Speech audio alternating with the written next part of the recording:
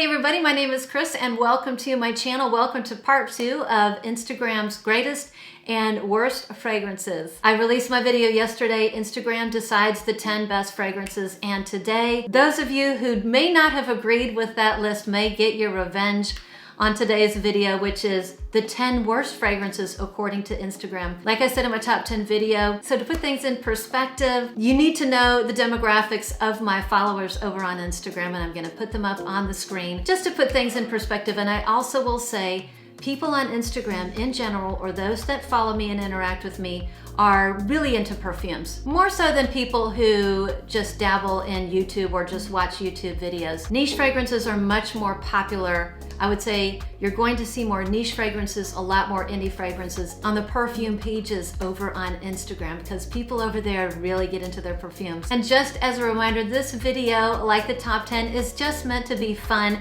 and lighthearted. And like I said, a couple of my very favorite fragrances made the 10 worst. I just got a good chuckle and laugh about it, and I hope you do too, because perfumes are very personal. Somebody's treasure is another person's stink bomb. And with that, let's just dive right in. So the number 10 spot kind of surprised me because it is a niche fragrance. And I tell you what, this is one of those fragrances that's pretty polarizing. I think you either love it or you hate it. I like it. It's not my favorite fragrance. I've spoken about it before. I like it. It's not a love. I don't know how long I'm going to have it in my collection because I only wear it when it's freezing cold and when it snows, because this thing is like a smoke bomb. And I've described it before as such, but let's see if I tell you the notes, you can guess which fragrance it is. So the top notes are cardamom, cinnamon, pink pepper, ambergris, woody notes, styrex, cedar, Tahitian vanilla, Peru balsam, I think that's the naughty note, and musk. And it is the famous Lune Feline in the most beautiful bottle with these little gold sparkles that are just gorgeous. I mean, this is like a little beautiful snow globe of a perfume bottle. And it just has the smokiest opening. This opening, I've described it before. It's like a vanilla pound cake that survived a house fire. Everything else burnt to the ground except that vanilla pound cake, and you could just, it's still there and it's just smoking. When you go to rescue it, it's just smoke coming off it. It's just so darn smoky. It's too smoky for me, but if you love those smoky notes, like if you love Rosendo Mathieu's number 5, you're probably gonna love the smokiness in here, which isn't as smoky as the opening of Rosendo Mathieu number 5. But this one gets better in the dry down. The smokiness fades and it becomes a very warm, spicy vanilla. I do like the vanilla here. The vanilla and the cardamom in here are my favorite. It's quite lovely. I just have to get past that opening. Some people describe it as burn rubber. I don't get burn rubber, but I do get an off-putting burn quality to it. But beautiful bottle, number 10 spot, Lune Feline. So in the number 9 spot, this one kind of, a lot of these surprised me, I'm not gonna lie. And it might be because they oversaturated the perfume market. Everybody wore them, they were just everywhere, and I think maybe people just got sick of it. So in the number 9 spot, I'm gonna read you the notes, see if you can guess what it is. Pear, bergamot, mid notes, floral, middle notes are floral notes and leather. Oh my gosh, I didn't know it had leather in it. I don't own it. That's why I don't know the notes. And in the base, we have vanilla, vetiver, amber, and musk. And surprisingly, it is La Belle by Jean-Paul Gaultier. A very popular, one of the most popular fragrances. I never owned it, not because I didn't like it, it just wasn't a love. It wasn't a love, and I felt like if I bought it, it was just going to get lost in the sea of perfumes I already have. It wasn't going to be something I reached for. And again, I don't dislike it and I don't hate it. It just was something that I never planned to buy. But I know a lot of people love it. Maybe these people are just over it by now. And that's why it made the number 9 spot. In the number 8 spot, I tell you what, almost half of these surprised me. Half of these in the worst fragrances, of the 10 worst fragrances, totally surprised me. And I think I just showed you which one is one. I think the top kind of, can you see that? Anyways, so this one made my top 10, but it's also number 8 on the worst fragrances. I'm gonna read you the notes and you'll know what it is, if I can get to it. Lychee, rhubarb, bergamot, nutmeg, rose, peony, musk, petalia, vanilla, cashmere, cedar, incense, and vetiver, and it is the oh so popular Delina. And one of the comments, I'm going to read you one of the comments why people didn't like it. This one person said it had grandma vibes, which I don't get. I don't know. I honestly, I don't know what grandma vibes are. My grandmother, let's see, one of my grandmothers wore Samsara, and the other grandma wore, she wore white shoulders. I thought my grandma smelled great, but maybe, I think rose in general is associated with maybe some older fragrances that kind of smelled like potpourri. But I actually like Delina. I like Delina and the flankers. And as I said in the top 10 video, I really like Delina exclusive for the winter months. And I think the reason why people have a hard time with Delina is the rhubarb. The rhubarb, it can be a little bit sharp for people. Some people did put that in the comments and just went sour on the skin. But we all know how popular this one is, and we all know how many people love it. And like I said, I'm wearing my Delina exclusive right now because I love that heavy vanilla that's in it. So surprisingly, Delina in the number 8 spot. And in the number 7 spot, it is a fragrance I personally don't own, but I've smelt it on other people, and I have commented that I like the way they smell, particularly when it first came out. I was smelling it everywhere, and I did find it very nice when other people wore it. I never bought it. I bought one flanker, and it's not that I hated it. I liked it. It just kind of blended with all the other flankers, and it kind of took a back seat to other fragrances in my collection, and I'm in the process of decluttering it. But, so the number 7 spot, let's talk about the notes and see if you can guess it. So we have blackcurrant and pear at the top. We have iris, jasmine, orange blossom, praline, vanilla, patchouli, and tonka bean. And it is La Vie Belle. One of the most popular fragrances of all time, particularly in the past, I don't know, maybe 8 years. A great fragrance, and I'm sure one of the best sellers of Lancôme. Maybe people are sick of it, maybe people are tired of it, ready to move on, or they know people who just coated themselves in it, sprayed too much, and it just, boy, that's one way to take a good fragrance to a bad fragrance, is just shower in it. There's something to be said about everything in moderation. So the number 7 spot goes to La Vie Belle. And again, don't blame the messenger. The number 6 spot made the top 10 list of best fragrances. So this one is very polarizing. I know it, it's a love or hate. I happen to love it. And it is the 6th least favorite fragrance according to Instagram, and the notes are as follows: saffron, jasmine, amberwood, ambergris, fir resin, and cedar. And it is one of my favorite fragrances of all time. It is my beautiful Baccarat 540. This is my 2nd bottle. I'm on my 2nd bottle. I'm almost halfway through my 2nd bottle. I can be super fickle with fragrances, and I get sick of fragrances when I wear them all the time.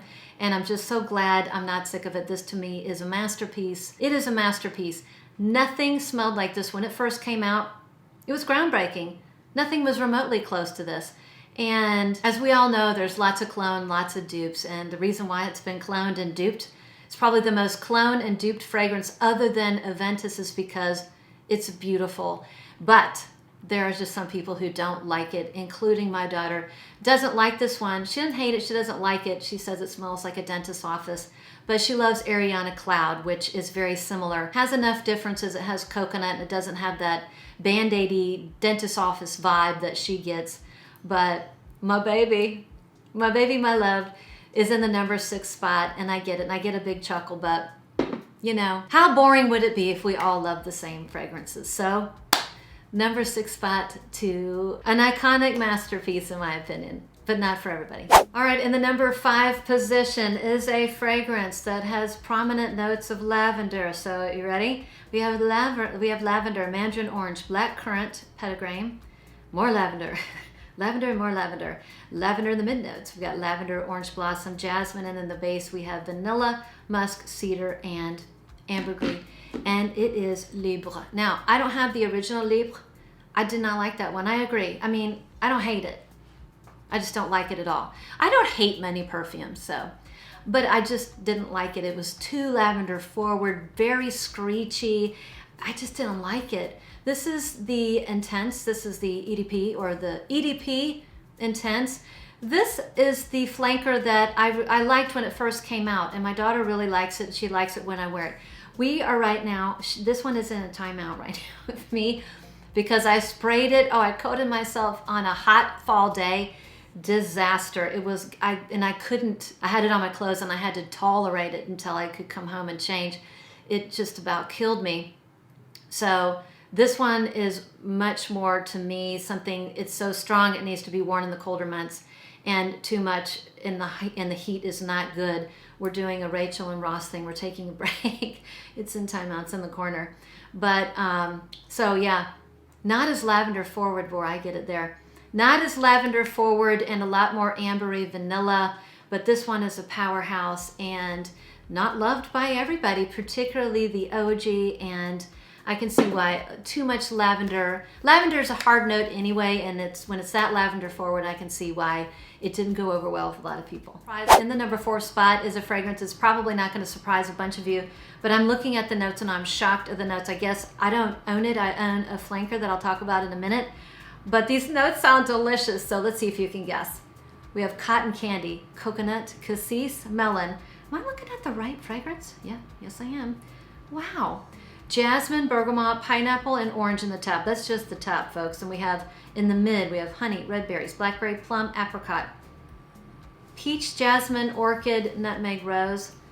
And in the base, we have the big guns. This is what makes this fragrance, in my opinion. Patchouli, chocolate, caramel, now you know.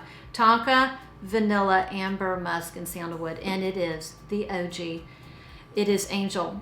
Angel, the EDP. I am one of those people. I did not like it at first. And I remember when I first smelled it, I smelled it in a lady who was sitting next to me. It was like some sort of meeting. I think it was like, I want to say it was like in a church group. And I asked her what she was wearing because I wanted to make sure I never bought it. It was that bad. And she went to town. She coated herself in it. And it's Angel EDP. So we're going to fast forward about 10 years, maybe 15 years, I don't know. I was in a Pilates class and I walked by this lady and I was like, oh my gosh, you smell so good. What are you wearing? And she said, oh, it's Angel. And I just about, I stopped in my tracks. And I think the difference was I smelled that way in the dry down.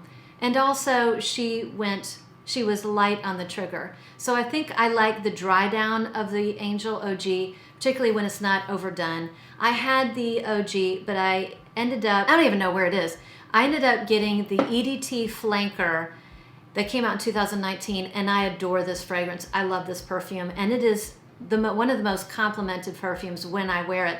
But this is very different, and a lot of the differences, it's just a fresher, more uplifting, less heavy, less sweet version of the OG. A lot of those notes that were, I think, overwhelming to people have been removed.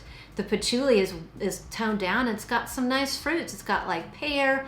It's got apple, maybe grape, some nice added freshness. And I used to wear this all the time, like a year ago, 2 years ago, all the time. Every time I wore it, it would just be compliment, compliment, compliment. I mean, I didn't wear it to get the compliments. I enjoy the fragrance. It's just, I think it's a lot easier to like the EDT version than the EDP. And some of the comments when they left them on my survey were like, gosh, I'm really sorry, but Angel is just the worst ever. And I think it's a lot of perfume. It's just like a Mugler perfume. You love it or you hate it, and people are really gonna hate it if you overdo it. So in the number 4 spot, Angel. Okay, folks, we are now down to the top 3, and I'm gonna tell you the top 2 worst fragrances. It was a runaway. It wasn't even close, but the third position got a lot of votes as well. So I'm gonna tell you the top notes here. We have pear, pink pepper, orange blossom, coffee. You get coffee, jasmine, almond, licorice, now, vanilla, patchouli, cedar, and cashmere wood. And it is black opium. I don't own it, but I have smelled it on other people, and it's a fragrance that I used to like a lot when I smelled it on other people. I had a little sample that I enjoyed. This is like maybe 4 years ago, and I like it. I don't hate it. I like it. I just never bought it because I just think it kind of blended in with a lot of other designer fragrances at the time, but I think it smells pretty. And when I smell it on other people, I can recognize it. That fragrance, I tell you, the two most popular fragrances in my community, what I smell around my area, I live in the St. Louis area, Coco Mademoiselle and Black Opium. I smell those. Those are the two. And when I smell them, I think people smell good. But they're the most common. They're the most common around here. So a lot of these fragrances that have been around for a long time, people are just sick of them. And maybe they've been around people who just, go to town and do too much, because a little bit of Black Opium goes a long way. So in the number 3 spot. Okay, for the number 2 spot, the second most popular stinker, or the second stinkiest fragrance, according to Instagram, I agree. I do not like this fragrance at all. At all. And the notes are, I have a flanker I'll show you, but the notes are almond, coffee, bergamot, lemon. We have jasmine, orange blossom, rose, tonka bean, cacao, vanilla, praline, sandalwood, cinnamon, patchouli, amber, cedar. And it is, I'm gonna pull out my flanker. It is, any guesses, guys? Any surprises? It's Good Girl. Carolina Herrera Good Girl. I don't like the original. I just don't like it. It's just, there's something screechy and off-putting about it. This one is the flanker I have. This one is Good Girl Supreme. And it's just so much better. It's a real fruity version. So there's none of that screechiness, or the screechiness is really toned down. And it's a real fruity version. I actually like this. It's pretty. It's a pretty version of a fragrance that I do not like at all, because it has those nice fruits. Let me see. Yeah, in Good Girl Supreme, they only have like 5 notes. So the original, all those notes in the original proved to be too much, and they decided to pare it down and add some fruitiness. So this one has forest fruits, jasmine, tonka, tuberose, and vetiver. But really, I mainly get fruits, a real nice fruitiness, tonka bean, some white florals, and way in the base, jasmine. I smell vanilla in here too. I smell more than tonka. This has vanilla. But, so yeah, so number 2 stinker is Carolina Herrera Good Girl. And in the number 1 spot, the stinkiest, worst perfume, according to Instagram, at least who replied to my survey, it was not even close, folks. This one won in a landslide. Can any of you guess? If you guess, put it down below before I let you know the notes. I don't own this perfume because I don't like it either. It just wasn't, I don't like it. I wouldn't say I hated it. I wouldn't say I hate it. Do I hate it? I haven't smelled it in a long time. Just didn't care for it. So the top notes are truffle. Do you know now? Gardenia, blackcurrant. Oh my gosh, another one that has 10 billion notes. Ylang ylang, jasmine. We've got some lemon. We've got some orange in here. Orchid, spices, fruity notes, more ylang, jasmine. Now we're getting to the base. We have Mexican chocolate, patchouli, vanilla, incense. Oh, I didn't know how to incense. Amber, sandalwood, vetiver, and musk. And it is, drum roll please, Black Orchid by Tom Ford. Congratulations. Job well done for being the number 1 stinker. This is all done in good fun if you guys love it. I haven't smelled it in a long time, but I mean, I do know that fragrance is very polarizing, just like my baby, just like back around 540, a lot of people hate it. It's just, you know, the difference is variety is the spice of life. And can you imagine how boring it would be if we all loved the same thing? And then there would be like one fragrance reviewer, and it would be Jeremy Fragrances, and everything would smell of cotton candy and cupcakes and sugar water. And we'd all have to suffer through his videos. Anyways, so that's it. The top 10 worst fragrances according to Instagram. I know you guys, if you follow me, you have great senses of humor, and you're up for this kind of fun, and you're not gonna get your feelings hurt. But if you are surprised that one of the fragrances you hate didn't make it, or you think is one of the worst fragrances ever didn't make it in the list, you can let me know in the comment section below. If you like my type of content and you want to see more, I would love it if you would subscribe to my channel, hit the like button, and see me on the next one. And a big shout out to all my friends and everybody who participated in this fun kind of survey. I personally had a lot of fun looking at the answer and coming up with the list and doing these 2 videos. And with that, I will see you on the next one.